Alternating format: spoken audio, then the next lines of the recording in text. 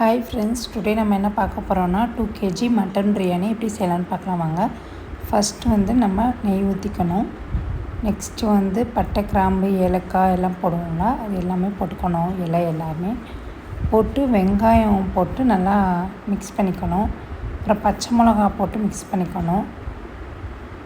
நம்ம எவ்வளோ நல்லா வதக்குறோமோ அவ்வளோக்கு ரொம்ப டேஸ்ட் கொடுக்கும் பிரியாணி.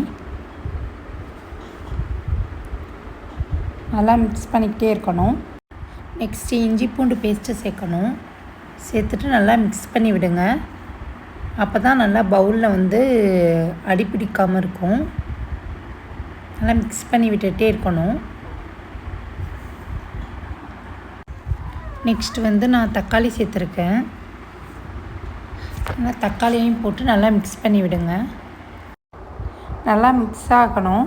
வெங்காயம் தக்காளி ரெண்டும் நல்லா வதங்கினா தான் பிரியாணி இன்னும் டேஸ்ட் கொடுக்கும். இப்போது மல்லித்தலை சேர்த்துக்கலாம். நம்ம நல்லா உங்களுக்கு மல்லித்தலை பிடிக்கும்னா நிறையா மல்லித்தலை சேர்த்துக்கங்க, நல்லா டேஸ்ட் கொடுக்கும்.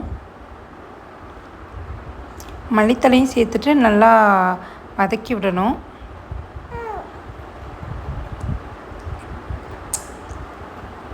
இதை நம்ம கொத்தமல்லின்னு சொல்லலாம், மல்லித்தலைன்னு சொல்லலாம். நெக்ஸ்ட்டு நான் பிரியாணி மசாலா சேர்த்துருக்கேன். ஆச்சி பிரியாணி மசாலா நல்லா சேர்த்துட்டு நல்லா கிண்டி விடுங்க. நல்லா மிக்ஸ் பண்ணிவிட்டு கொஞ்சமாக மஞ்சத்தூள் சேர்த்துருந்தேன், அது இந்த வீடியோவில் காமிக்கலை. நெக்ஸ்ட்டு மிளகாத்தூள் சேர்த்துருக்கேன். மிளகாத்தூளும் சேர்த்துட்டு நல்லா மிக்ஸ் பண்ணி விடுங்க. மஞ்சத்தூள் சேர்க்கலாம், சேர்க்காம இருக்கலாம். நான் கொஞ்சமாக சேர்த்தேன். நல்லா எவ்வளோ மிக்ஸ் பண்ணி விட்றது நமக்கு தான் டேஸ்ட் கொடுக்கும் பிரியாணி. நெக்ஸ்ட் நான் 1 கப் தயிர் ஃபுல்லாகவே சேர்த்துருக்கேன்.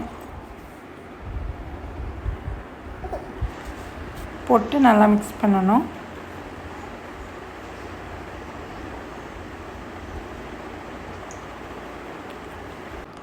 நெக்ஸ்ட்டு 2 kg மட்டன் சொல்லியிருந்தேன்ல, 2 kg மட்டன் நம்ம சேர்த்துக்கலாம். சேர்த்து நல்லா மிக்ஸ் பண்ணி விடுங்க. நெக்ஸ்ட்டு லெமன் சேர்த்துக்கலாம். லெமன் சேர்த்துட்டு நல்லா மிக்ஸ் பண்ணி விடுங்க. நெக்ஸ்ட் 1 கிலோ அரிசிக்கு 2.5 படி தண்ணி ஊற்றணும்.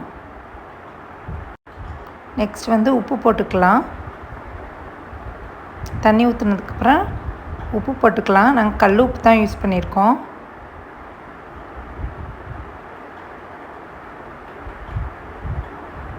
உப்பு போட்டு நல்லா மிக்ஸ் பண்ணி விடலாம்.